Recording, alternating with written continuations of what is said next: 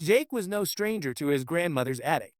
The musty air, the forgotten relics from generations past, all of it felt oddly comforting. It was the kind of place where old stories lived, dust covered and tucked away in boxes. But today, as he sifted through the clutter of forgotten heirlooms and weathered cardboard boxes, something caught his eye, something unusual. Tucked behind a stack of faded books and a box of old vinyl records, there it was, a VHS tape. Unmarked. No label, no brand. Just a plain, black cassette that seemed almost pristine. He couldn't explain it. It looked like it had never been touched, the plastic casing free from the usual signs of age, scratches, fading, the crinkling of old tape. In fact, it looked almost new, as if it had been produced yesterday and carelessly forgotten in this forgotten corner of the attic. Curiosity piqued. Jake turned the tape over in his hands. The plastic was smooth and felt oddly cold, unlike anything he'd ever seen in his grandmother's attic. He examined it closely, searching for any clue that might explain its pristine condition. But there was nothing. No name. No date. No markings at all. His mind raced with possibilities. Could it be some forgotten home movie? Maybe a family recording that had been lost to time? Or was it something more? After all, VHS tapes were relics of the past, a bygone medium long replaced by digital technology. It seemed out of place in his grandmother's attic, where everything else looked like it belonged to a different era. With a shrug, he decided to play it. The oddity of the tape nagged at him, but Jake wasn't the type to be easily spooked. He knew the old VCR sitting on a shelf in the living room still worked, barely. He dusted it off, inserted the tape, and pressed play. As the grainy footage flickered to life, Jake felt a twinge of unease. The screen was dark at first, and then the image sharpened, revealing the familiar surroundings of his childhood home. The couch, the carpet, the old curtains, everything in its place. But something was off. The furniture was outdated, the colors slightly muted, as if the footage was frozen in time. It was like looking at a snapshot from decades ago. The hairs on the back of Jake's neck stood up. There, in the center of the room, a man stepped into frame. He was sitting in a chair, the shadows of the room hiding most of his features. But the one thing Jake could clearly see was his eyes, dark, penetrating, locked directly on the camera. He stared unblinking, as if waiting for something. Jake leaned closer to the screen. He felt an odd chill sweep over him. The room, the man, the tone, it all felt so wrong. His pulse quickened as the figure's lips parted and a whisper emerged from the speakers. The voice was low, unsettling, and it was his own. His voice. Jake, the man whispered, drawing out the syllables. Jake recoiled, his breath catching in his throat. His stomach churned as the realization settled in. How was this even possible? How could a man on a VHS tape, recorded years before he'd even found it, know his name? He couldn't tear his eyes away. Who was this man? And why was he speaking to him? Jake's eyes remained glued to the screen, unable to look away. The footage continued to play, and the eerie silence of the room weighed on him, suffocating him in its stillness. The camera panned slowly, revealing more of his childhood home. But it was different. Something was wrong. The living room, once vibrant with color and warmth, now felt frozen in time. The walls were the same, but the furniture, now faded, worn, seemed to belong to a different era. The wallpaper was peeling, the chairs had an old-fashioned pattern, and the carpet, once a rich burgundy, now looked like it had been through decades of wear. The pictures on the walls were blurry, faded, like ghosts of a life that had never quite fit. Jake's heart skipped a beat. This wasn't how he remembered the house. This wasn't his home. At least not the home he'd grown up in. It was as if time had stretched and bent, making the place look decades older than it should be. He blinked, trying to shake off the overwhelming sense of dread creeping in. But the feeling persisted, crawling up his spine like a cold hand. Suddenly, the camera shifted, and a shadowy figure moved into frame. Jake's breath caught in his throat. The man, sitting in an old armchair, was barely visible under the dim lighting. His face was obscured by the darkness, but what Jake could see were his eyes, dark and hollow, staring straight at the camera, unblinking. It was an unsettling gaze. as though the man had been watching the room for hours, waiting for someone to notice. Jake's pulse quickened as the figure's gaze seemed to pierce through the screen, as if it was directed not at the camera, but at him. Jake felt an inexplicable sense of recognition, though he couldn't place it. His mind screamed at him that something was wrong, but he couldn't look away. The man shifted in the chair, the creak of the old wood echoing through the silence. Then, slowly, he spoke. "Jake," he whispered, his voice gravelly and low, almost hissing the name as though it had been rehearsed. "You're here now." Jake's stomach churned. The voice sounded too familiar, but it wasn't his. The words were laced with a strange intensity, as if the man had been waiting for this moment for years. And in the silence that followed, Jake could feel a cold sweat form on his brow. His body was frozen, paralyzed by fear. For a long moment, nothing else happened. The man simply stared at the camera, his eyes locked in an unbroken gaze that seemed to grow more intense with each passing second. The shadows in the room deepened, and Jake could almost feel the weight of them pressing down on him from the screen. And then, just as Jake thought he could bear no more, the figure's lips parted once again. "You were never supposed to find me." The words hung in the air like a chill, suffocating the room. Jake's mind raced, trying to comprehend what he had just heard. His own name. The cryptic warning. The voice, his own voice, somehow distorted through the filter of time. Everything inside him screamed to turn the tape off, to destroy it before it could go any further.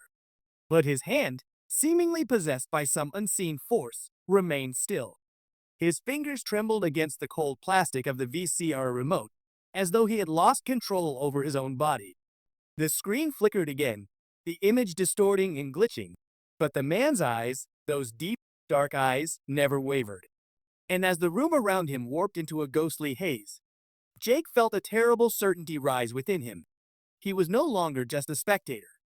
The house on the screen was his home, but something far darker lingered within it now. It was as if the house itself had become part of the nightmare, alive with a presence that seemed to follow him wherever he went. "Jake." The voice came again, closer this time, as if it were whispering in his ear. Jake jerked back, but the room around him remained eerily still. He looked behind him. Nothing. He turned back to the screen. The man had vanished, but the unsettling feeling remained.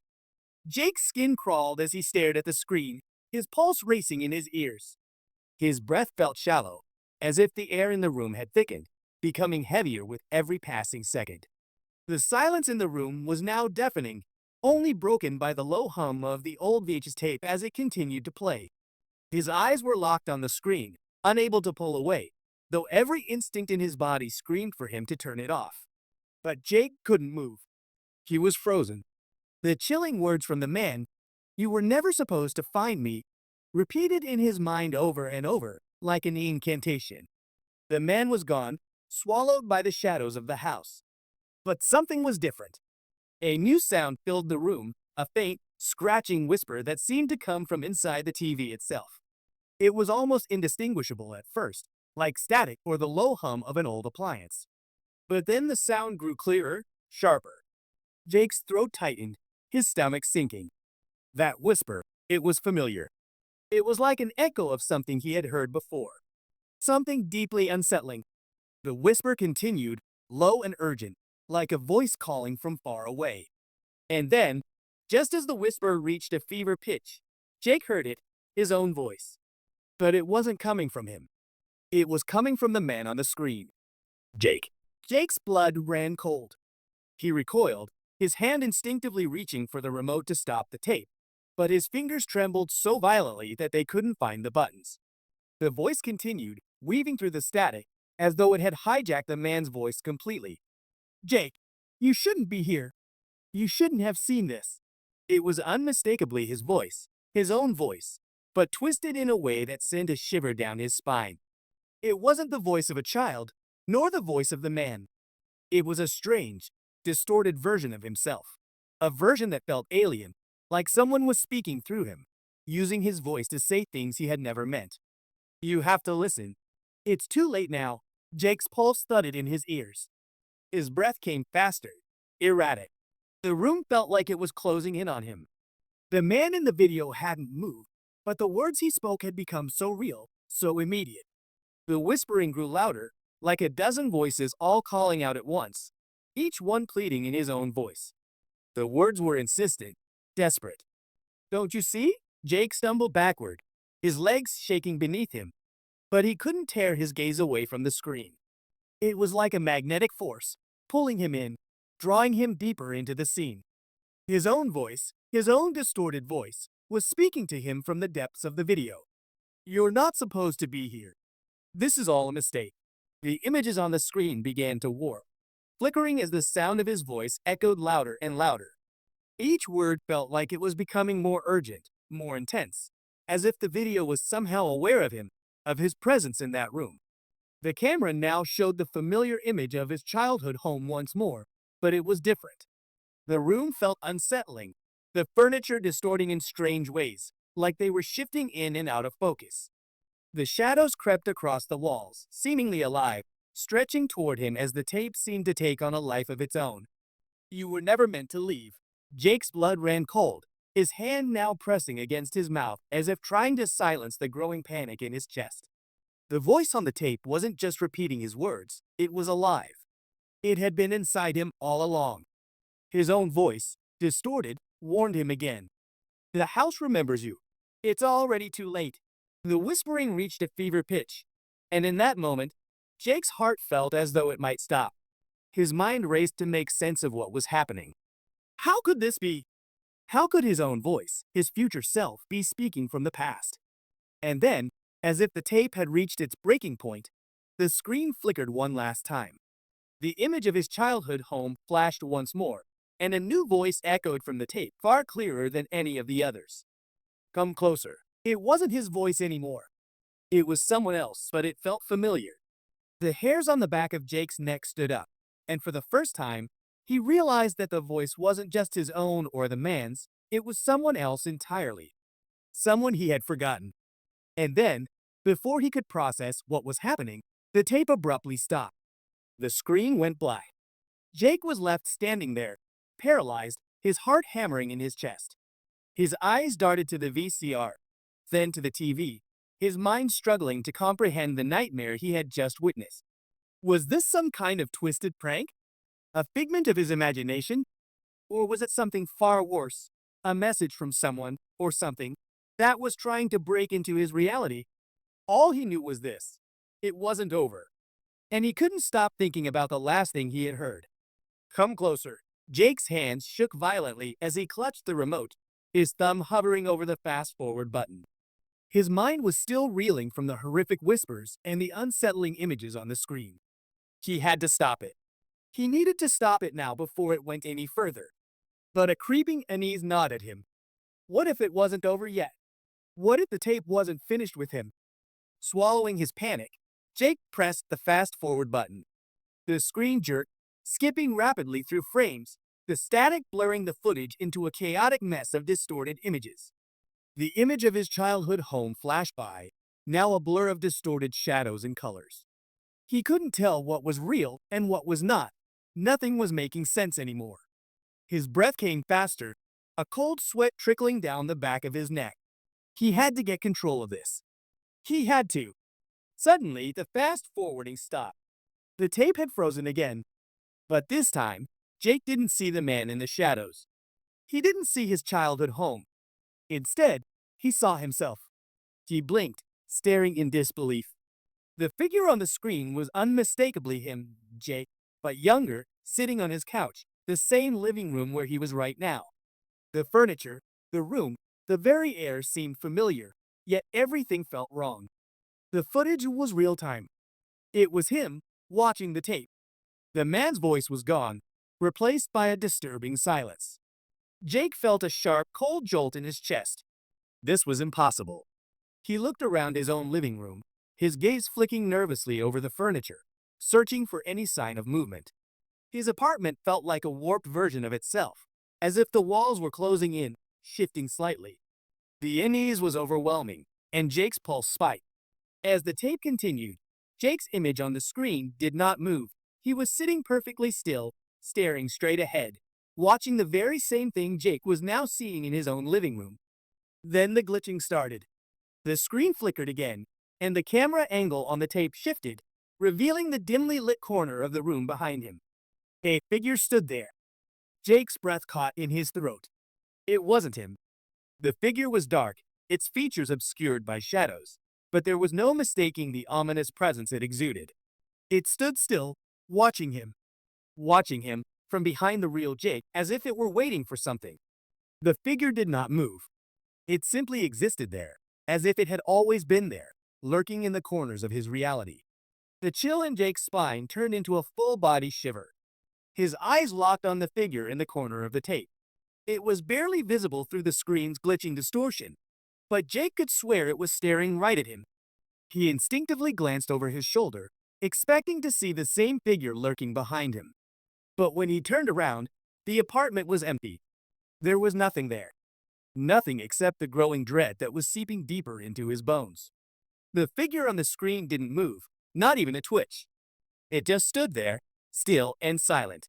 But the longer Jake stared at it, the more he felt the unnerving sensation that it was aware of him, the real him. It felt like something was watching him, not from the past, but from someplace outside of time. It was impossible to shake the feeling that whatever was on the tape was alive. It wasn't just a recording. It was somehow reaching across time, pulling him into its grip.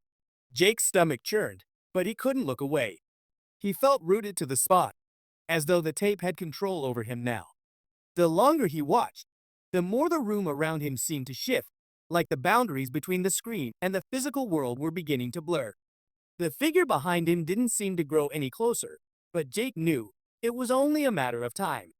He could feel it in the way the air grew heavier, the silence more suffocating. The screen flickered once more, and Jake's attention snapped back to the tape. The camera was no longer focused on him. It had moved backwards, looking at him from the perspective of something behind him.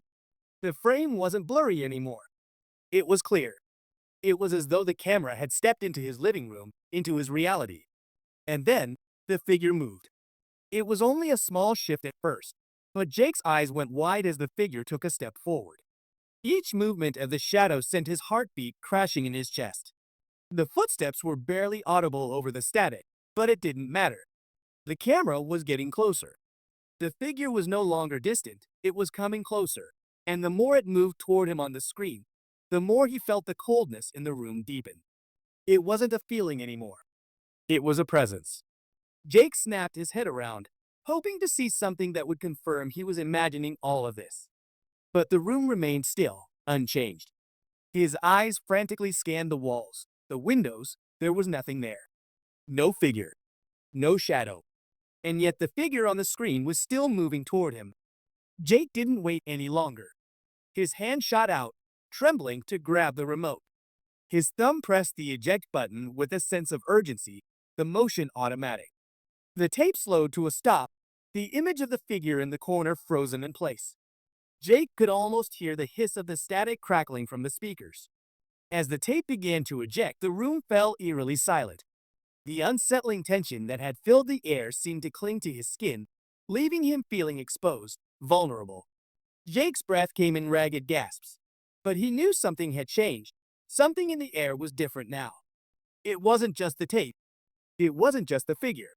He had seen something that should not have been seen. Something that had reached beyond the limits of time itself. And it wasn't done with him. Not yet. Jake sat in a deep, silent terror, staring at the ejected tape on the floor.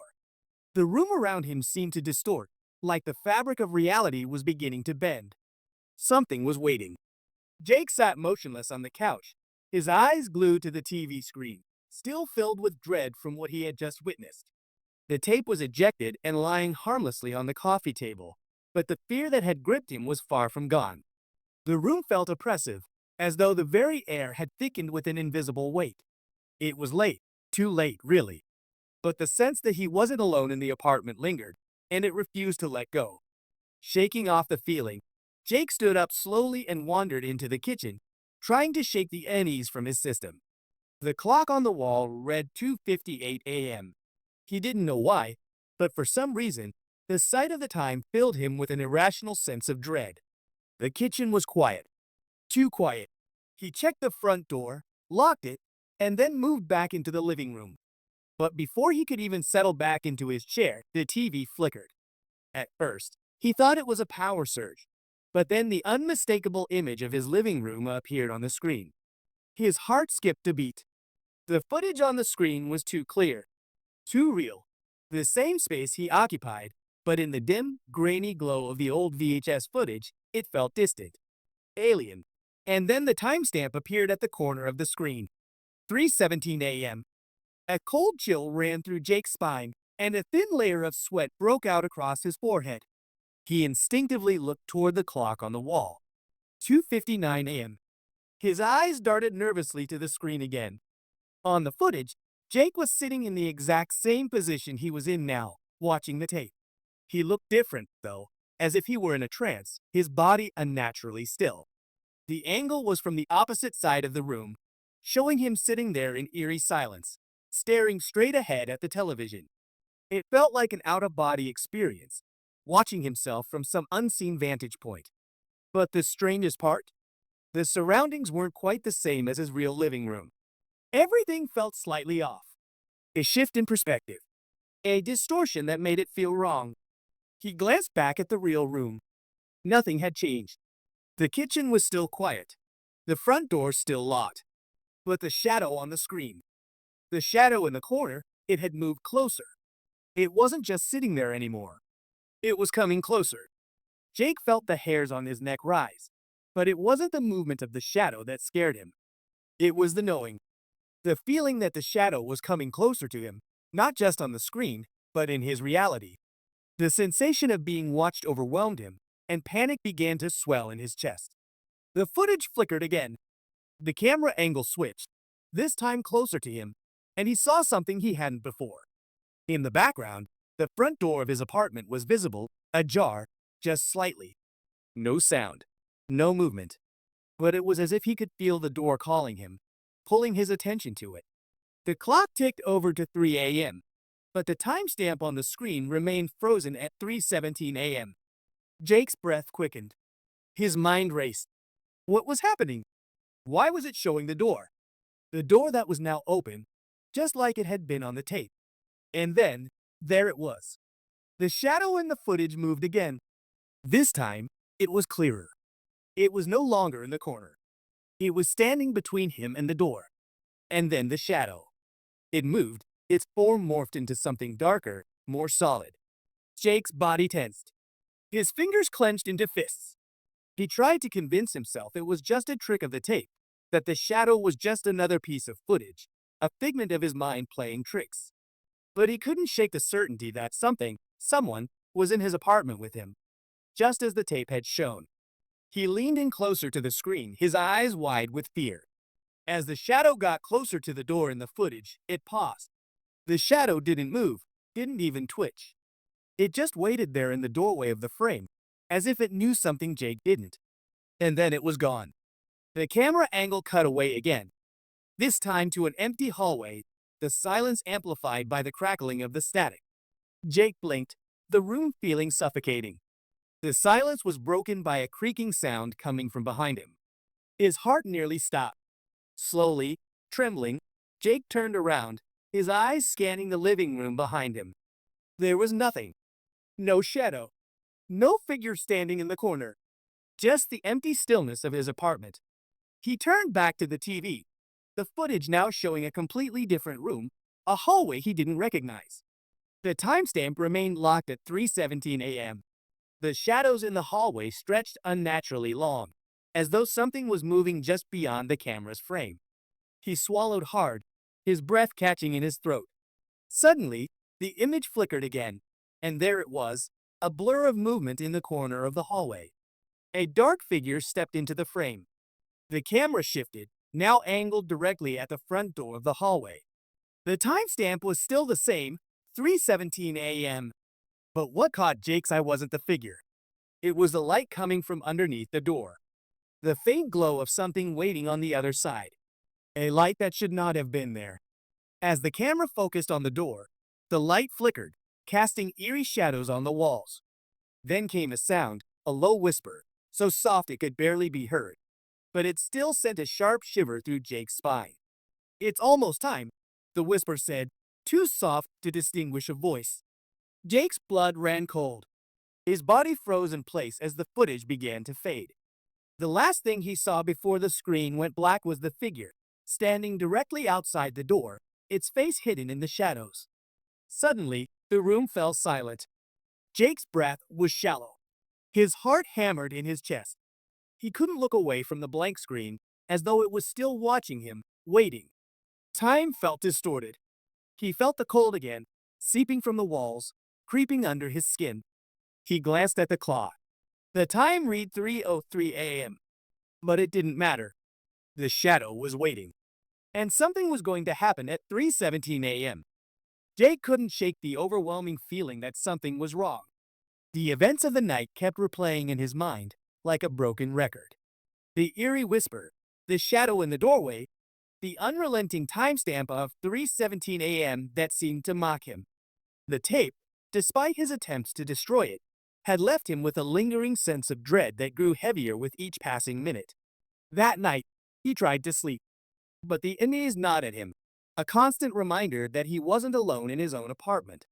His mind kept going back to the strange events from earlier, the disturbing presence on the tape, and the dark figure that had appeared, moving closer and closer. He tossed and turned in bed, his eyes flicking open every few minutes, searching the corners of the room, half expecting to see the shadow from the tape staring back at him. The ticking of the clock on the nightstand grew louder, a constant reminder that time was passing, and that the tape's countdown was still active. As the clock struck 3 a.m., Jake's anxiety reached a peak. He lay there, staring up at the ceiling, fighting the urge to check the time. But the thought of that 3:17 a.m. timestamp haunted him. He had to know. He had to make sure. His gaze fell to the TV, still sitting untouched across the room. But that familiar chill crept over him again, settling in the pit of his stomach. There was something deeply unsettling about the idea of turning it on again. What if the tape was already playing? What if it had been waiting for him, and now he was being drawn into its web?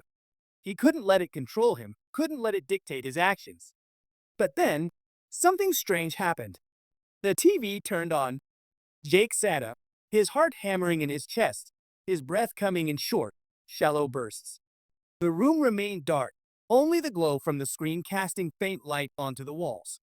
The familiar, grainy footage of his living room flickered into view. He blinked hard, trying to shake off the creeping dread. This couldn't be real, right? He had already seen this. There was no way. But there it was, playing again in front of him.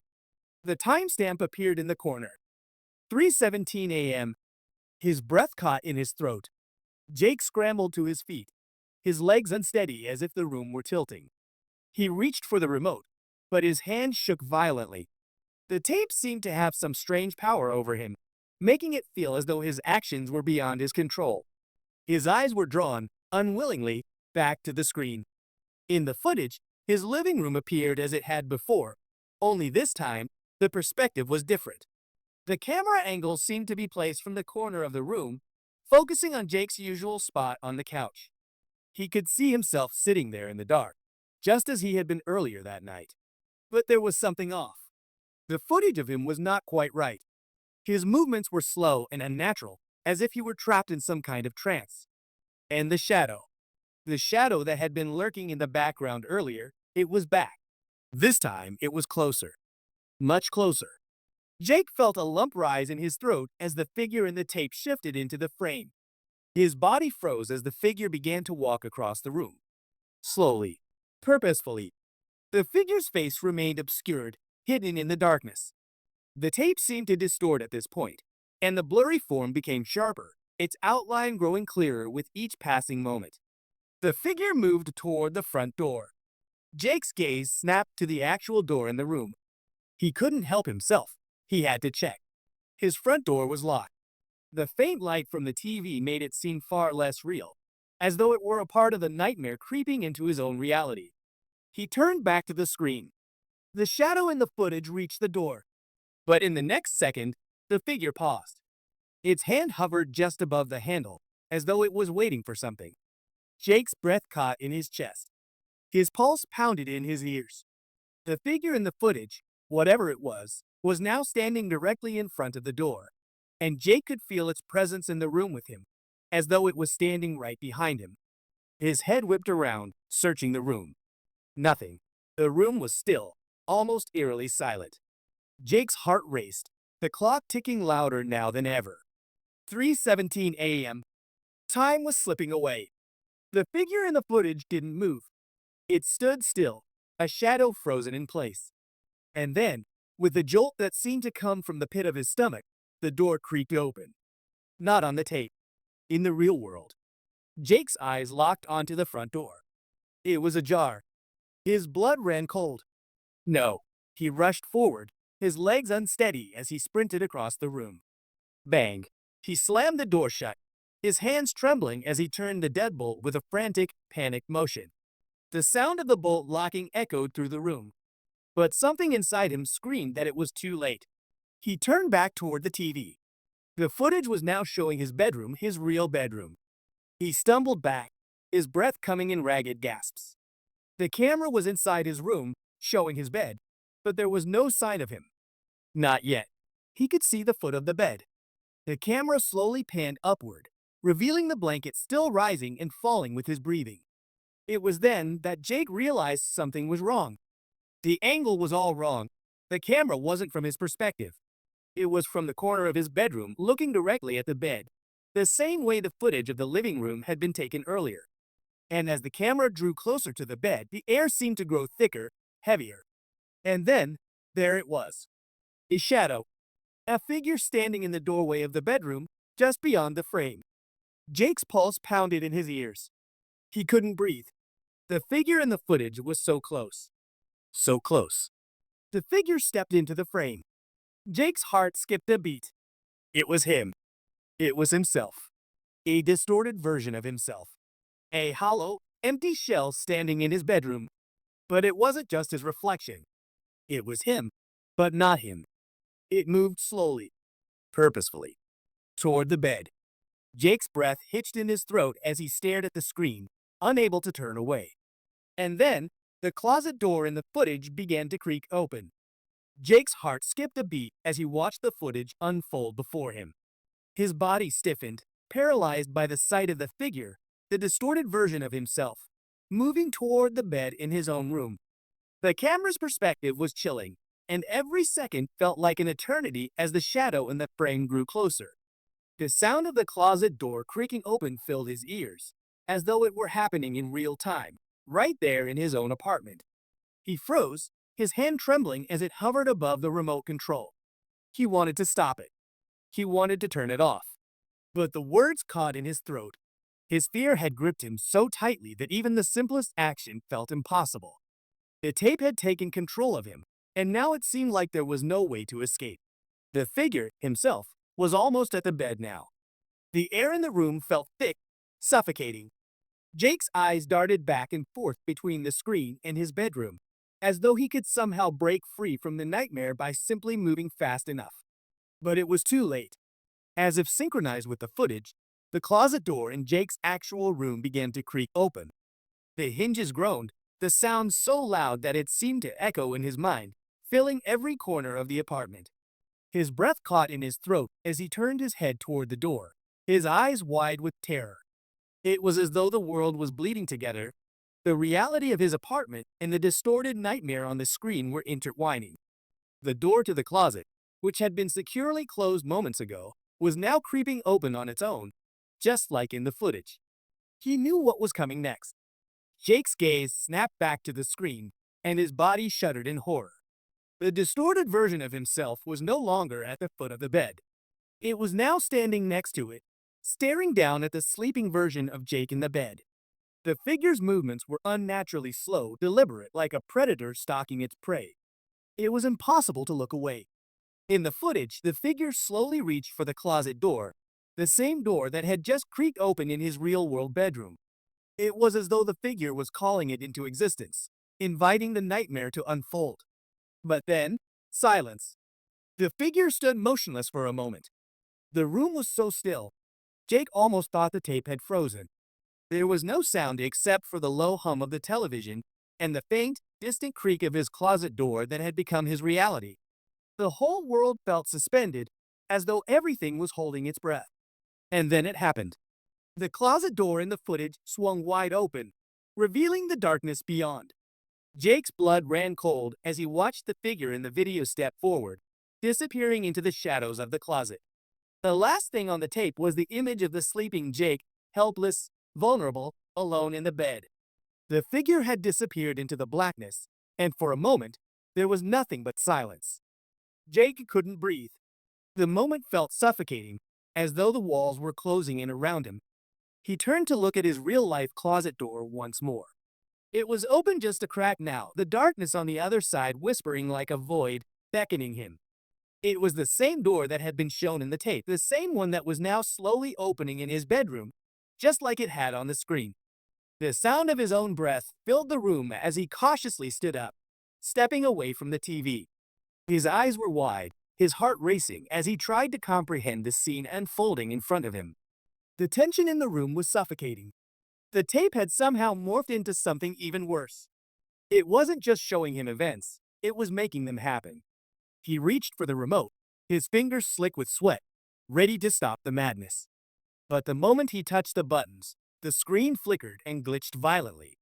No, it wasn't supposed to happen like this.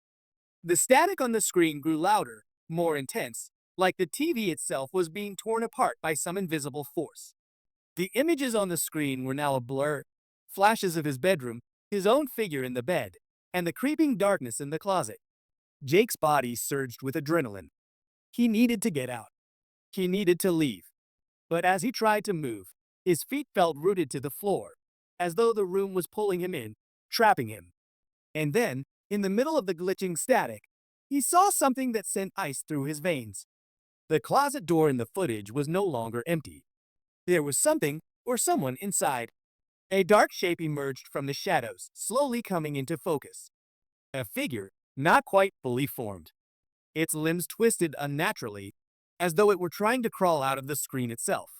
It was wrong, its features distorted, like a reflection in a broken mirror. It had no face, only an empty void where its eyes should have been. And then it moved. Fast. Unnaturally fast. Jake's breath hitched in his chest. His body surged with terror as the figure lunged toward the sleeping Jake on the bed. It was reaching for him, its hands now outstretched, fingers twisting as it closed the distance in an instant. Jake couldn't even scream. His throat constricted in pure terror. He stared at the screen, eyes wide and unblinking, unable to look away. The figure in the tape was only inches away from the sleeping version of himself, its cold fingers hovering just above his face. And then, nothing. The screen went black. The TV clicked off. The room was silent. Jake stood frozen in place, trembling, staring at the blank screen in disbelief. His heart pounded in his chest as he turned slowly to face his real closet. The door was wide open now. The darkness beyond seemed to pulse, as though something waited inside. He didn't move. He couldn't. Everything felt like it was slipping away from him. The line between reality and the tape was blurring, no longer separate, but intertwined. His body wanted to flee, but his feet remained glued to the floor, as though the darkness itself was holding him captive. The worst part? He couldn't tell if it was the tape controlling him, or if it was something else, something far more sinister that was now in his apartment. And as he stood there, paralyzed with fear, he heard the sound of something moving in the closet. Jake stood frozen in his living room, the air thick with a sense of impending dread. The darkness inside his closet seemed to stretch, almost alive, as if it were breathing. His heart pounded in his chest, and his mind raced to comprehend what was happening. The figure from the tape, the distorted shadow that seemed to inch closer to him, wasn't just a trick of the camera, it was real, somehow. The walls of his apartment felt too close, like they were closing in, suffocating him. His hands shook violently as he reached down to grab the VHS tape from the VCR. The same tape that had invaded his life, haunted his every step. It had been showing him things, terrifying glimpses of his future, of his death, and now it had brought him to the brink of madness. He didn't know what he was doing, he just knew he had to get rid of it. This tape couldn't exist. It was a curse, a dark thing that had wrapped itself around him and wouldn't let go. With shaking fingers, He pulled the tape from the player. He hadn't realized just how heavy it felt in his hand, as though the film inside was made of lead. As if it was alive. The label on the side was blank again, no words, no markings. Just a cold, empty promise. The room around him felt distorted, off-kilter. His head swam as though the air itself was warped, like the laws of reality no longer applied in his apartment. The feeling of being trapped, watched, was so overwhelming, he could barely stand it. The plan was simple. Destroy it. Destroy the tape, burn it, and rid himself of the nightmare that had invaded his life. It was the only way. Right? Jake moved toward the kitchen, his hands clammy as he opened the drawer. He fumbled through the clutter until his fingers brushed against a box of matches. The wood of the matchstick felt rough and cold between his fingers, almost like it had been waiting for him. He struck a match. The tiny flame sputtered to life, its warmth barely reaching his skin. But it didn't matter. He could already feel the heat of the moment, the impending destruction of this thing, this evil. He turned back to the VHS tape, holding it carefully in his hands, as though it might bite him. Burn it. He took the tape to the fireplace. The heat from the flames licked at the edges of his skin, but the closer the tape got to the fire, the heavier it felt. The weight of it grew exponentially. The very air around him seemed to tighten, like something was pushing against him, keeping him from completing the simple action of letting it go. Jake hesitated. The match burned in his hand as he gazed at the tape, his fingers trembling. For a moment, he thought he saw something shift in the corner of his eye. A flicker of movement, just out of reach of his vision. A shadow in the corner. But when he looked directly, it was gone. He couldn't be sure if it was real or if his mind was playing tricks on him. Then, as if in defiance of his will, the tape shifted in his hands, slipping from his grasp. It fell onto the floor, landing with a soft, sickening thud. He felt the air grow colder, the temperature dropping around him as though the world itself had rejected his efforts. It was as though the tape was refusing to be destroyed. A surge of panic jolted through him. He grabbed the tape again, clutching it with desperation, and tried to light it once more. But the match fizzled out before it could even touch the film. He struck another match. Nothing. It refused to catch. His heart began to race. Sweat beaded on his forehead, and his breathing grew shallow. He could feel the pressure of something, someone, watching him. The walls felt closer, as though they were pressing in on him. The match flickered, its light barely enough to illuminate the room, but his hands were shaking so violently now, it was impossible to hold it steady. Another flicker of movement caught his eye. This time, it was in the hallway, a dark shape that seemed to sway with the rhythm of the flickering lights. It was the same figure from the tape, but now it was here. Now it was real, walking toward him with unnatural grace. Jake's heart stopped. The tape slipped from his hands once again, rolling toward the VCR on its own. He spun around, his entire body trembling. His legs felt like jelly as he scrambled back. He could hear the faint whispers of voices, his voice, coming from the VCR, muffled but unmistakable. No. Jake muttered to himself, his voice hoarse and strained. He couldn't process what was happening. Why was the tape refusing to burn? It was as though it had become a part of him, burrowing deeper into his soul with every failed attempt to destroy it. His eyes were wide as he watched the tape slowly crawl back into the VCR, the device seeming to consume it in the most unnatural way. The moment it clicked back into place, the TV blinked to life on its own, the screen flashing static before it settled into the dark, familiar footage of his bedroom. But this time, the perspective wasn't from the camera in his room. It was from the VHS itself. The figure, his distorted version, was now standing at the foot of the bed. It wasn't just a shadow on the screen anymore. It was almost solid. Real. The figure turned its head, and Jake could almost feel its cold, empty gaze on him. A chill ran down his spine as the screen glitched again, revealing another frame. This time, the figure was no longer alone. Behind it, in the dim light, was a second figure, blurry but unmistakably familiar. It was the shadow of someone else, someone he had known all his life. It was his grandmother. Jake's stomach twisted. He stumbled backward, his body colliding with the cold wall. This wasn't possible. The tape shouldn't be able to do this. It shouldn't be able to breathe and grow like this. It shouldn't have power over him. He had destroyed it. He had tried to destroy it, but it was still here. It was coming for him. And then, in the silence of his living room, the tape spoke. "You can't get rid of me," it whispered, so faintly, yet so distinct, that Jake could swear it was coming from the room itself. The room seemed to shudder with the words.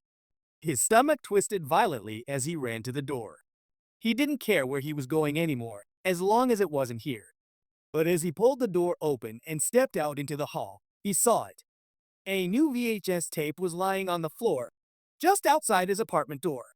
It was fresh, pristine, and it had a label. "You can't get rid of me." Jake's hand trembled as he bent down, his fingers brushing against the cold surface of the new VHS tape. It sat there on the floor in front of his apartment door, an impossible, unnerving presence. His heart pounded, the rhythmic thumping of blood in his ears drowning out the usual hum of the apartment complex. The hallway around him felt too still, too silent. The overhead light buzzed faintly, its flicker casting eerie shadows across the walls. He swallowed hard, his mouth dry as he carefully picked up the tape. The moment his fingers touched the smooth plastic, a strange sensation washed over him, an electric charge that sent goosebumps prickling down his arm. He had no idea how this was possible. He had burned the last tape. It had been destroyed. And yet, here was another one. A fresh tape with a fresh label. Jake glanced down at it, his stomach dropping as his eyes locked onto the words scrawled across the label. The lettering was crude, almost as if it had been hastily written in thick, black ink, slanted and uneven, as though the very act of writing had been forced out. The label read, "You can't get rid of me." The words were clear, deliberate. They felt like a threat. Jake recoiled instinctively, the weight of the message sinking into his chest. It wasn't just a warning. It was a declaration. Something, or someone, was actively controlling his life, manipulating his every move. This tape wasn't just an object. It was a force, something dark, malicious, and relentless. And now it had found him again. His fingers hovered over the tape's edge for a moment, the temptation to simply throw it away or crush it warring with a deep-seated fear that gnawed at him. What if it was worse? What if he watched this one too, only to realize that he was trapped in some kind of unending loop? A loop that would never let him escape. He had already made the mistake of playing the first tape. But the question gnawed at him. What would happen if he didn't? Would he be cursed, forever haunted by its presence? Was the act of avoiding it just as dangerous as facing it? Jake's chest tightened with dread, but the need to know, to understand, was too strong. The curiosity, the hunger for answers, pushed him forward against his better judgment. His hand, now trembling, moved of its own accord toward the VCR. The tape clicked into place as he slotted it in, and immediately, the TV flickered to life. For a moment, the screen was just static, a wash of black and white noise. It lasted a few seconds, long enough to make Jake question whether he was making a mistake by even being there. But then, slowly, the picture began to stabilize. And there it was.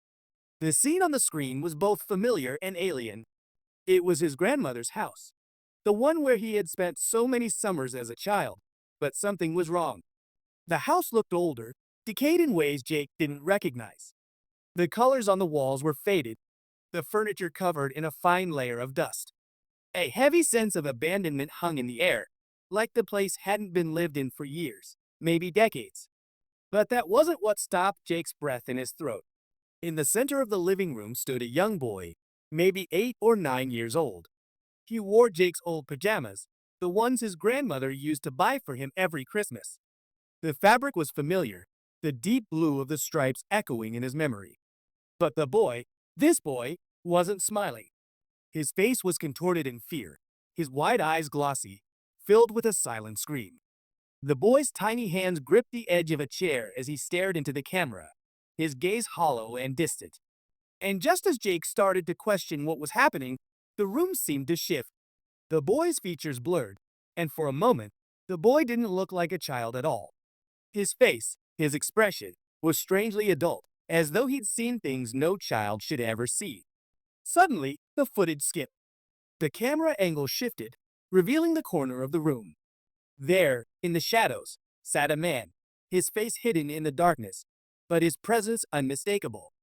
Jake's pulse quickened as the figure raised his head, and Jake could feel the cold, distant gaze locking onto him through the TV screen. The man's lips moved, though no sound emerged.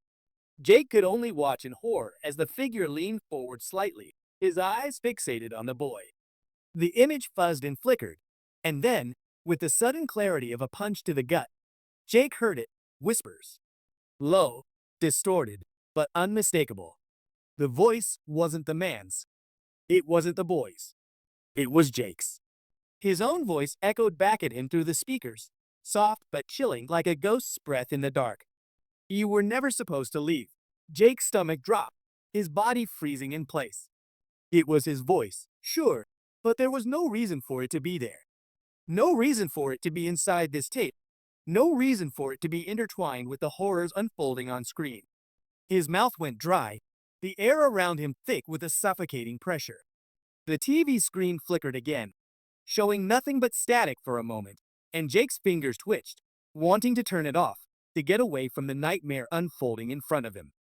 But the tape refused to let him. It seemed to pull him in deeper. The scene shifted once again, the camera now focusing on the boy as he slowly stood up, his face still frozen in a state of panic. He stepped toward the door, his tiny feet making no sound on the floorboards. As he reached the door, his hand hesitated on the doorknob, a brief moment of hesitation before he slowly turned the handle. The moment the door opened, the room shifted entirely, and Jake's blood ran cold. Standing in the doorway, framed by a shadow so dark it seemed to swallow the light itself, was a figure. A tall figure, his grandmother.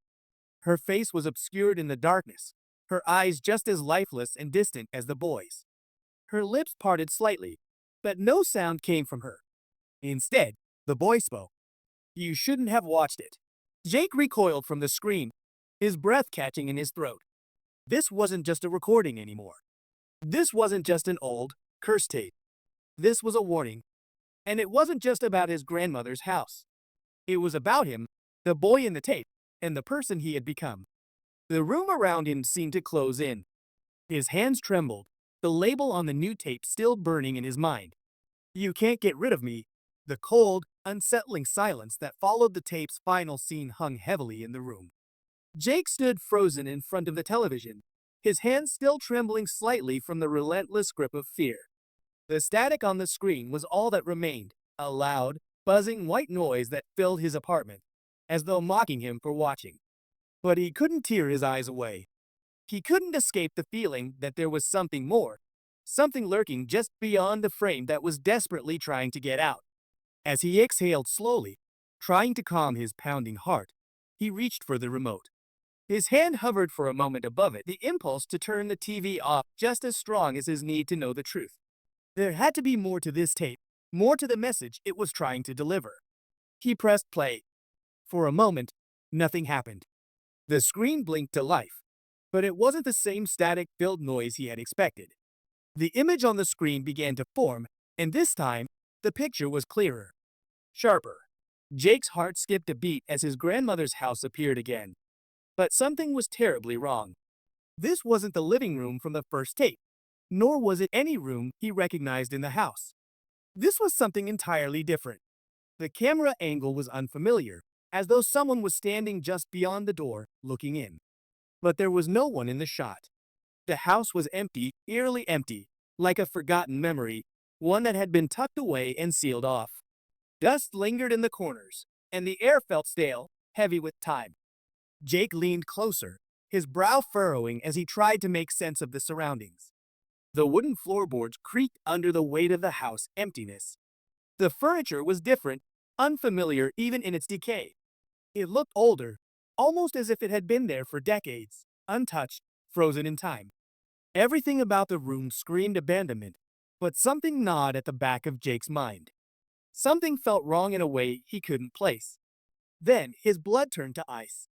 In the corner of the room, hidden in the shadows, sat a small figure. At first, it seemed like just another piece of forgotten debris, something that could have been easily ignored. But when Jake squinted, Trying to get a better look, his stomach twisted. There, curled up on the floor, was a young boy. Jake's eyes widened as he saw the familiar blue pajamas, the ones he wore as a child. The same ones that had appeared on the child in the first tape. But this boy wasn't a stranger. This was him. This child was wearing Jake's old pajamas, the exact ones he had worn when he was about 8 years old. The boy's face was streaked with tears, his eyes wide and filled with panic, his lips trembling as he stared at something just out of view. The room felt even more suffocating now, as if it were pulling him in deeper. Jake's breath caught in his throat. He wanted to scream, but he couldn't. His body refused to move. The camera zoomed in, almost as if it were drawing closer to the boy, and Jake could see the panic in his eyes. The boy was trapped, terrified, and desperate for help. His tiny hands were shaking as they gripped the edge of the chair. The image flickered, the graininess of the tape warping and distorting his features. And then, just as Jake's heartbeat quickened, the boy looked straight at the camera. He looked straight at Jake. The boy's mouth opened, and for a split second, Jake felt the weight of those small, terrified eyes boring into his soul. But there were no words. The boy didn't speak. Instead, Jake heard the whisper again. It wasn't the voice of the boy on screen. It wasn't the voice of his grandmother. It was his own voice. His heart stopped. "I should have never left," Jake whispered, his voice barely audible as it echoed through the apartment, eerily matching the one on the tape. His breath caught in his throat. His knees felt weak, and for a moment, the room seemed to tilt as if the ground beneath him was sinking. But he couldn't move. He couldn't look away from the screen. The camera shifted again, and Jake's blood ran cold as the next frame flashed across the screen. The boy was no longer alone. Standing in the doorway, partially obscured by shadows, was a figure. A man, tall, looming, indistinct, his features blurred by the darkness. But something about the way he stood, so still and deliberate, sent a shiver down Jake's spine. The figure raised his hand slowly and pointed directly at the boy. No, not just the boy. Jake. The camera zoomed in on the boy's face again, now twisted in a mixture of confusion and fear. It was almost as if the boy were asking the same question Jake had been asking himself ever since he had watched that first tape. Why? Jake didn't want to look at it anymore, but he couldn't stop himself. The truth was staring him in the face now, and no matter how much he wanted to ignore it, he couldn't. The man's voice suddenly emerged from the static, deep and gravelly, almost like a growl. But it wasn't in the room with Jake. It came from the screen, from the figure that loomed over the boy. You shouldn't have watched it. You can't escape it now. No one can. The words struck Jake like a physical blow. The man's voice was impossible to ignore. His words were a sentence, a verdict. And there was no denying it now. Whatever this was, it was no longer just a curse or a nightmare. It was something alive. Something that could move through time, through space, through Jake. Jake's breath came in shallow, ragged gasps. He stood there, paralyzed, as the screen flickered once more. But before he could gather his thoughts, the image shifted again, this time showing something Jake couldn't have prepared for. It was the corner of his grandmother's house, the same forgotten room, but this time, it wasn't empty. The camera focused on Jake's own face, frozen in time. He was standing in the doorway, staring at the camera, his lips parted in disbelief. And then, as if the universe were mocking him, the whisper came again, this time clearer than ever. You shouldn't have left. You were never supposed to. Jake's pulse thundered in his ears as the world around him began to fade, his vision narrowing until only the flickering light of the TV remained. Something, or someone, was trying to tell him something terrible. But now it was too late. Jake couldn't shake the feeling that something had broken inside him. It wasn't just the sight of his childhood self crying in that unfamiliar room, or the mysterious figure who had watched him. It was the growing sense that something in his past was being unveiled, piece by piece, like a puzzle with missing pieces that no one had ever bothered to look for. The tape, no, the entity, was digging up memories Jake had never even known to be hidden. His mind raced as he clutched the now tattered VHS tape in his hand. The familiar weight of it felt alien, like it wasn't supposed to be in his possession. He could feel the shadows of its past pressing against his skin, urging him to understand what had been buried, what had been kept from him for so long. The need to talk to someone gnawed at him. He didn't trust the police. They wouldn't believe him. He didn't trust his friends. They didn't know what he was going through. The only person he felt he could turn to, the one person who might have answers, was his grandmother. Jake had always been close to her. In his childhood, she'd been the anchor in his life, the one person who never let him down. Her home was a sanctuary, a place filled with warm memories, the smell of her cooking, and the soft creak of the old wood floors. But the last few days had shattered that image. The tapes, the whispers, the revelation of something unspoken.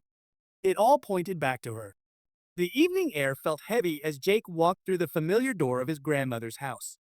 The sound of his footsteps echoed through the quiet hallways, almost unnaturally loud in the otherwise serene silence.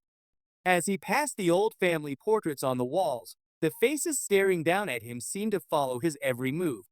His grandmother's house had always been a place of history, of memories, but tonight, it felt different, haunted. When he finally reached her sitting room, he found her in her usual chair by the window. Her frail hands were folded neatly in her lap, her eyes distant, focused on something outside. She didn't look up as he entered, but her lips parted slightly, as if she'd been waiting for him. Jake stood in the doorway, holding the tape in his hand like a silent plea for answers. The weight of it seemed to press against him, suffocating him with its secrets. "Grandma," he said, his voice trembling slightly, "I need to ask you something." Her head turned slowly, and for the first time in a long while, Jake saw something in her eyes that he had never noticed before. Fear. Not the kind of fear that came from being startled, but the kind of fear that spoke of something deeper, something long buried. "Jake," she whispered, her voice barely audible. "You shouldn't have watched it." He stepped forward, his throat tightening with a mix of dread and urgency. "What's going on, Grandma? What's happening with these tapes? Why does that boy look like me? Why is it always me?" She closed her eyes, her frail fingers clutching at the arms of the chair. For a moment, she looked as if she might crumble under the weight of the past. Then, with a deep breath, she spoke. "There's something you don't know, something I've kept hidden for so long. Something I never wanted you to find out. But I can't let you go on like this, not anymore." Jake's pulse quickened. "What do you mean? What are you talking about?" She sighed heavily, as if the very act of speaking these words was painful, as if every syllable caused a part of her to break. Her eyes met his, filled with a deep, unspoken sorrow. "You have an uncle, Jake. A brother I had before you. His name was Daniel." Jake blinked, confusion washing over him. "An uncle? But I've never heard of him. How could I not know?" His grandmother's eyes grew distant again as she began to unravel a secret that had been buried for decades. "Daniel was special, different from other children. He was born with a gift, something I couldn't understand, something I couldn't control." Jake could feel the hairs on the back of his neck rise. His mouth was dry, and his mind raced to catch up with the story she was telling him. "What kind of gift? What are you talking about?" Her voice cracked as she spoke, her hands trembling in her lap. "He could see things. He could hear things. He always said the world was full of voices, voices that weren't real. But there was one voice in particular that he couldn't escape. He said it followed him everywhere." Jake's heart skipped a beat as he leaned forward. "What voice?" Her gaze dropped to the floor, unable to meet his anymore. It wasn't human. And it wasn't just a voice. It was a presence. Something dark. Something that wanted him. A chill ran down Jake's spine as he pieced together the fragments of his grandmother's story. What happened to him? Where is he now? She hesitated, tears beginning to form in her eyes. "He disappeared, Jake. One night, he was just gone. Vanished without a trace." The words hit Jake like a punch to the gut. The sudden realization that he had never known about his uncle, that a part of his family had been erased from history, left him reeling. The boy in the tapes, the boy wearing his old pajamas. Daniel. It was his uncle, the one who had vanished. "But the tapes, Grandma," Jake whispered, his voice barely audible. "What do they have to do with all of this?" His grandmother's eyes darted to the tape in his hand. It's the last thing Daniel left behind. The tapes were his way of trying to communicate. He recorded his life, his fears, his memories, and his warnings. He said that whatever was after him would come for you next. He said that it was never supposed to leave, that it needed someone like you. Jake's chest tightened. He felt a cold rush of dread settle over him as he stared at the tape in his hand. You mean the thing on the tape?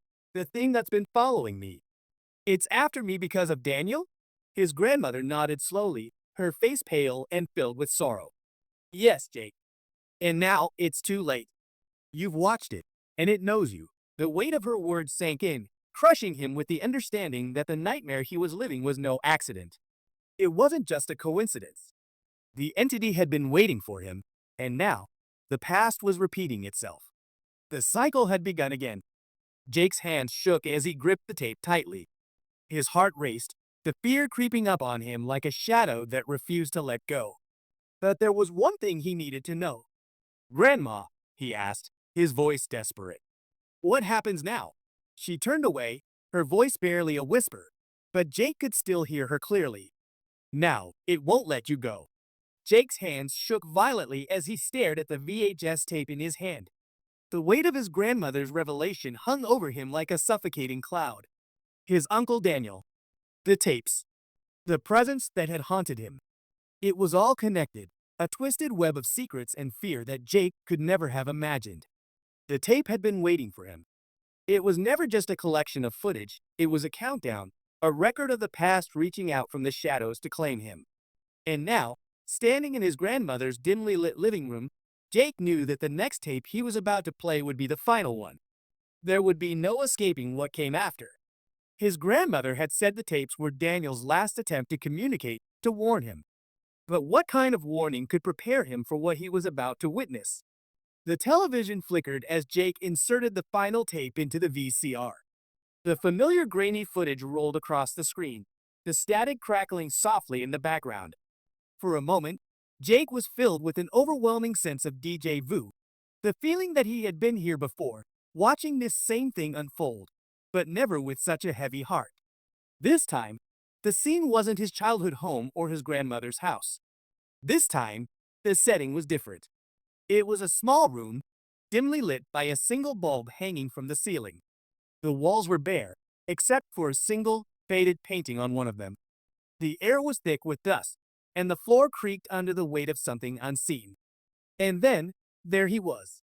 Jake's breath caught in his throat as the camera zoomed in on a young boy sitting in the center of the room. The boy was no older than 6, his small face pale and gaunt, his eyes wide and filled with an expression of quiet terror.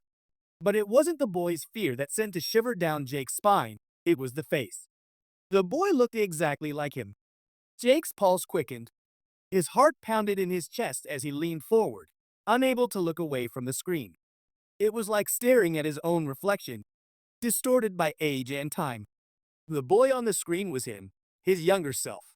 The footage wavered, glitching for a moment as the boy stared directly at the camera, his expression frozen in a way that felt unnatural.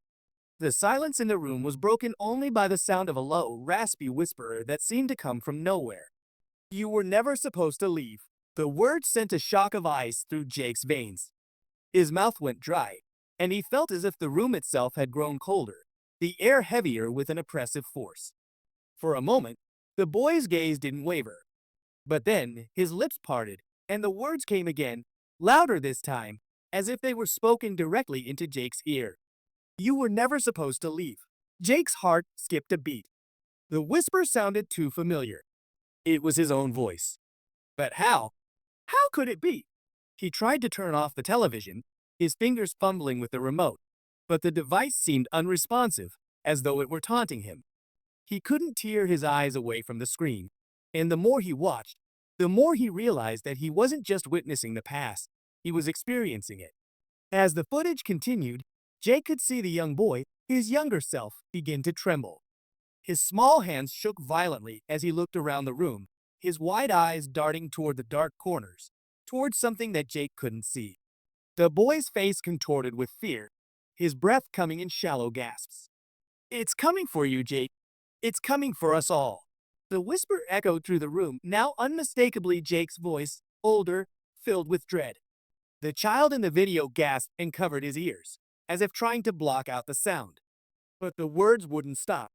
They swirled around him, growing louder and more insistent, until they filled the entire room, crushing the boy's fragile spirit with the weight of their meaning. And then, the camera angle shifted. Jake's breath caught in his throat as the footage showed a man stepping into the frame. His face was shadowed, obscured by the dim light, but Jake could see enough to recognize the figure. It was him. It was Jake. But this Jake was different. The man on the screen didn't look like the version of himself that Jake knew. His expression was colder, more detached. His eyes were empty, hollow, as if he had lost something long ago. The man in the video didn't speak. Instead, he reached out toward the young boy, his hand hovering just inches above his head. The boy recoiled, but it was too late. The man's fingers brushed against the child's hair, and the room seemed to shift. The lights flickered, and the air grew thick with the presence of something unseen. The boy let out a single, strangled scream, and the screen cut to black. Jake froze. He was caught in the grip of a nightmare, a sense of doom that gripped his chest and didn't let go. He could feel the weight of the moment pressing down on him, suffocating him. He had just seen his own face, but it wasn't him. It was the version of him that had been left behind, the version that had never truly escaped. The whispers had been right all along. The presence, the force that had been haunting him, it wasn't after him because of the tape. It was after him because of who he was. Because of what had happened long before he was born.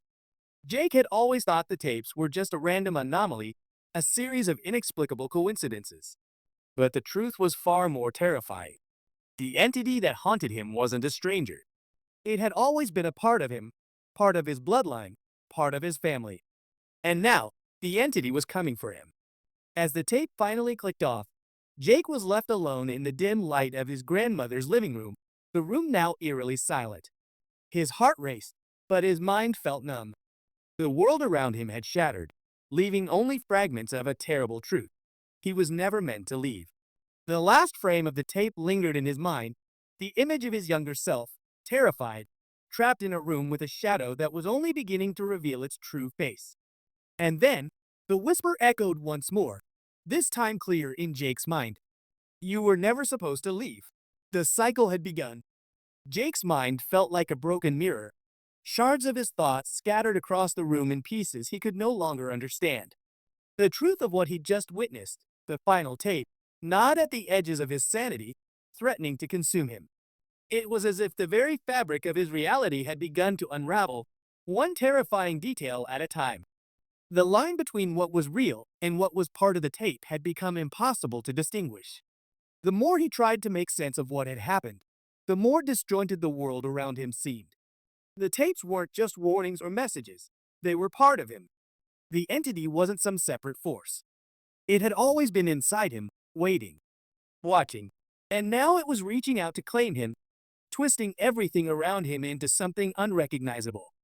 Jake sat in his grandmother's living room, his hands trembling as he stared blankly at the television, still replaying the final tape over and over in his mind. He couldn't escape the image of his younger self, sitting in that dark room, staring into the camera with such raw, unfiltered terror. The man, the older Jake, had touched him. Touched him. It was a connection that made Jake sick to his stomach. He could feel the weight of it pressing down on him, suffocating him in ways he couldn't explain. His body felt heavy, like gravity had suddenly become too much to bear. Even the air seemed too thick, as though he were submerged in a deep, unsettling fog. But there was something more. Something Jake couldn't shake. The world around him didn't feel real anymore. It started subtly, with the way the light shifted in the room. The glow from the lamp above him didn't seem to fall the way it should, casting long, unnatural shadows across the floor. Jake blinked, rubbed his eyes, and looked again, but the shadows had twisted in a way that didn't make sense. The corners of the room seemed darker, as though something was hiding just out of his view. He pushed himself off the couch, his legs feeling stiff and unsteady as he moved to the kitchen for some water, anything to clear his head. But as he passed by the hallway mirror, his reflection stopped him cold. He stood there, frozen, staring at the image of himself in the glass. His reflection was perfect, a mirror image, just as it should be.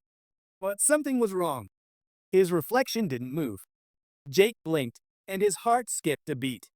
He took a step forward, but his reflection remained perfectly still, as if frozen in time. It was like staring at a ghost, an echo of himself, trapped behind the glass. He felt a chill creep down his spine. Come on, he muttered to himself, feeling his pulse race in his throat. He waved his hand in front of the mirror, trying to break the unnatural stillness of his reflection. But no matter what he did, his reflection didn't budge. It was as if it had no connection to him at all. With a final, panicked breath, Jake reached out and touched the glass. As soon as his fingers made contact, his reflection twitched, jerking to life with a sudden, violent movement. But it didn't match him. The reflection moved too fast, its eyes wide with terror, its mouth opening in a silent scream. It was as if the reflection was begging for release, trapped in some unseen prison. Jake recoiled, his breath coming in short, jagged bursts. His mind reeled. This wasn't possible. He turned and stumbled back down the hallway, desperate to escape the image of himself, now contorting and twisting in the mirror. The house around him felt off, like the walls themselves were closing in. The familiar sense of safety he'd once felt in his grandmother's house was gone, replaced by a creeping sensation that something else, something wrong, was now inside with him. And then the clock on the wall caught his attention. The time was flashing on the display. 3:17 a.m. Jake's stomach lurched. That familiar dread filled him again, the feeling that everything was about to spiral out of control. The timestamp. The shadows. The figure behind him in the last footage. His reflection. The time was aligning, syncing with the events in the tape, as though it were setting a new course, a path he couldn't avoid. Without thinking, Jake rushed to the living room and turned on the TV. The screen flickered to life, displaying the very footage he had just watched on the last tape. His bedroom. His body lying motionless on the bed. The closet door slowly creaking open. The same scene as before, but this time, Jake didn't feel the comfort of knowing he was in control. This time, he was watching from a distance, unable to move. The camera zoomed in on the door. The faint creaking sound echoed louder, now filling the room. Jake's breath hitched as he looked toward his bedroom, knowing exactly what was coming. He could see his sleeping self, unaware, vulnerable. But as the camera focused on the closet door, he noticed something terrifying. There was someone standing in the darkness. A figure, barely visible in the shadows, was waiting. Jake's heart pounded in his chest as he froze. He knew that figure. It was him. The same man from the tapes, the older version of himself. But this time, the figure wasn't in the background. It was closer. Much closer. The figure stepped into the light, its face now visible, twisted and hollow, the eyes black voids that seemed to stare right through Jake. He felt paralyzed, his body betraying him as the figure reached forward, its fingers inches from his own reflection. And then, everything went dark. Jake gasped for air, the weight of the moment crashing down on him like a tidal wave. He felt the room spin, his vision blurring. The line between reality and the tape had completely dissolved. There was no escaping this. Whatever force had been watching him, guiding him, it wasn't just part of the tape anymore. It was alive, breathing, reaching into his world. Jake stumbled back, his head spinning. The walls around him seemed to pulse, breathing in and out with a rhythm he could no longer ignore. The house, his home, was no longer just a house.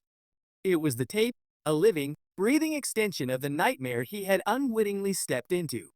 And there was no way out. The last thing he remembered was the clock, ticking louder and louder as it approached 3:17 a.m. once again.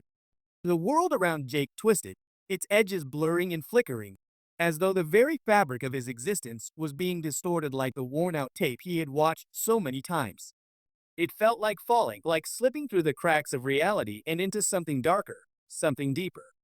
His vision blurred, the room around him, his grandmother's living room, seemed to warp and melt, as though the walls were dissolving into static. He stumbled forward, panic rising in his chest. The floor beneath him felt unstable, as though he were walking on soft sand or the surface of a dream. But it wasn't a dream. Jake was inside the tape now. Somehow, he had crossed over, pulled into its depths, into the very world it had captured. His heart raced as he realized he was no longer merely watching the tape, he was living it. He reached out to touch the walls, his hands trembling, but instead of feeling solid, the surface gave way like smoke, his fingers sinking into the empty space. He pulled back, startled, and looked around, his breath coming in shallow gasps. Nothing was real. The room he stood in was the same as before, dimly lit, with the same furniture, the same layout. But it wasn't his grandmother's house anymore. It was an eerie, unsettling version of it.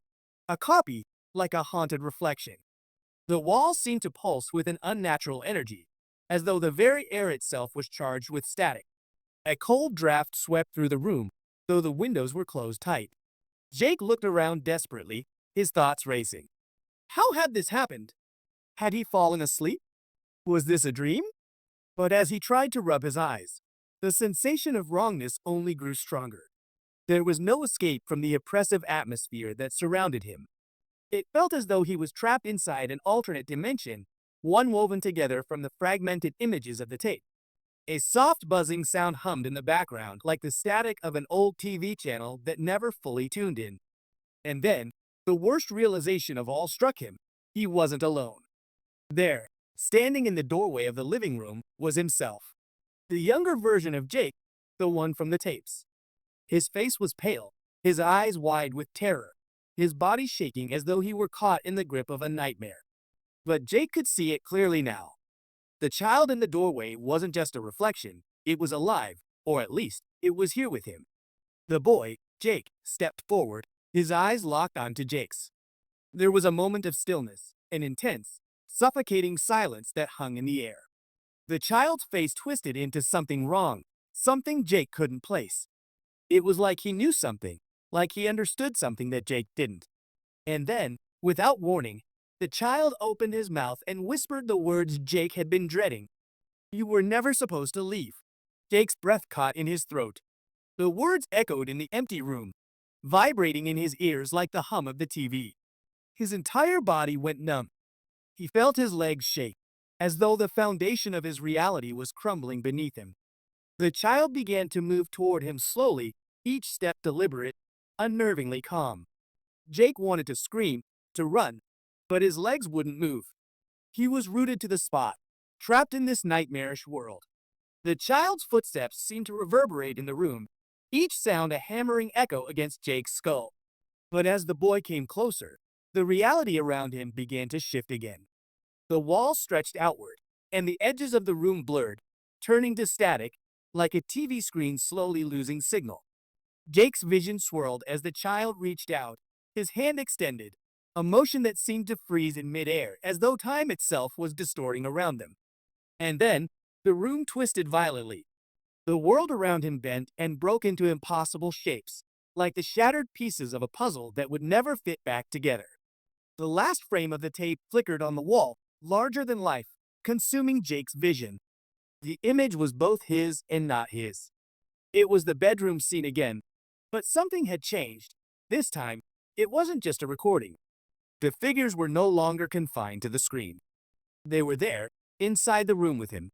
The closet door creaked open. Jake couldn't move. His body was frozen in place as the figure, that older version of himself, stepped into the frame. The same man who had haunted the footage, who had whispered his name. The older Jake's face was twisted, gaunt, his eyes hollow and dark, filled with an unnatural hunger. It was like looking into a mirror, but the reflection was all wrong. He was the monster now. Jake's throat tightened. The figure reached toward him, its eyes locked onto him with an intensity that felt like a physical blow. The last frame of the tape, the final image, was now alive before him, trapped in an endless loop. The room, his world, began to fracture even more, dissolving like sand in the wind. And then, a whisper, soft but unmistakable, filled the room. You can't escape. The walls closed in, the shadows thickened, and the tape seemed to consume everything around him, pulling him deeper into its grasp. It wasn't just a video anymore. It was a prison, a place where he could never escape. It was as if the tape had taken form, and now it controlled everything. With one final, desperate scream, Jake lunged toward the fading light of the doorway. But before he could reach it, the world around him collapsed completely. The last thing he saw was the tape, still playing in the corner of his vision. The image of himself from the bedroom, staring back at him as the closet door creaked open. And then, there was nothing but darkness. The darkness that enveloped Jake felt suffocating, pressing down on him as though the very air was thick with a malevolent presence. For a moment, there was nothing, no sound, no movement, no sensation. But just when Jake thought he had been swallowed whole by the void, a flicker of light cut through the blackness. The familiar hum of static surged around him, and he could hear the low drone of a television, distant but unmistakable. Then, the screen appeared. It was grainy, flickering in and out of focus, just like the tapes that had brought him here. The footage was oddly familiar, his grandmother's attic, the dusty shelves lined with forgotten relics. The VCR, its blinking red light, seemed almost too real, too vivid, as though it were mocking him. Jake tried to move, to speak, but his body felt paralyzed, frozen in place by an invisible force. He couldn't look away from the screen. He couldn't do anything but watch as the scene unfolded, each second drawing him deeper into the nightmare. The image zoomed in on a box, sitting on the floor of the attic. It was familiar, the same cardboard box that had held the first VHS tape he had found. But something was different this time. The box was open, the lid lying half off, and from it spilled another tape, much like the ones he had burned and tried to destroy. A label was visible, faint but unmistakable. He couldn't read the words yet. His heart pounded in his chest as the camera focused, waiting for the inevitable. The label, once blurry, slowly became clearer. Jake's breath caught as he read the words etched on the tape. "Help me." The room around him seemed to tremble as the phrase echoed through the darkness. "Help me." It wasn't just a message on a tape. It was a plea. A cry for help, one that chilled him to the bone. And it wasn't just a message from the past. It was a warning. It was someone else who had fallen victim to this curse, someone who had touched the same tape and now, like Jake, was trapped. The camera zoomed in on the tape in the box, and then, as though the lens itself had turned on him, the view shifted. He was no longer watching the footage, he was there. He was standing in the attic, his feet cold against the wooden floor, the dusty air thick in his lungs. The same empty, forsaken attic, filled with old furniture and relics of the past, stretched out before him. But something was different. A faint echo of his own voice whispered through the room. A soft, haunting sound, barely audible, like a secret that had been buried for too long. "I found it. I found the tape," the voice said.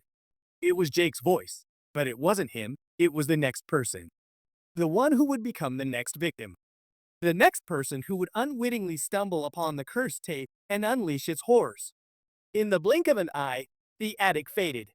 The image shifted again, this time showing the outside of a house.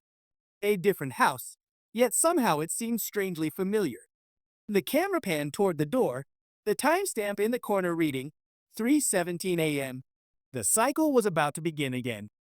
Jake couldn't stop it. He had tried. He had burned the tapes, tried to destroy them, to free himself from the nightmare that had been tearing apart his life. But the curse of the tape wasn't so easily escaped. It had followed him, and now it was reaching out for someone else. The footage shifted, showing a man, a stranger, but one whose face seemed vaguely familiar, though Jake couldn't place him. The man was staring directly at the camera, his eyes wide, his face distorted with fear. He was standing in front of a TV, and the screen flickered behind him. Suddenly, the man turned, his gaze fixed on the camera. He reached out with trembling hands, as if beckoning Jake forward, as if pulling him into the same hell he had just escaped from. "You shouldn't have watched it," the man whispered, his voice trembling with desperation. The words sent a shiver through Jake's spine. He recognized the haunted look in the man's eyes, the same one he had seen in his own reflection. It was the same recognition, the same realization that the cycle would never stop. It was too late for him now, just as it was too late for the stranger, and it would be too late for the next person, whoever they were. Jake's eyes darted back to the screen, where the man's face distorted even further. The last frame of the tape was coming into focus, growing larger, closer. And as the camera zoomed in on the man's face, he screamed. A blood-curdling scream that echoed through the room and reverberated in Jake's skull, drowning out everything else.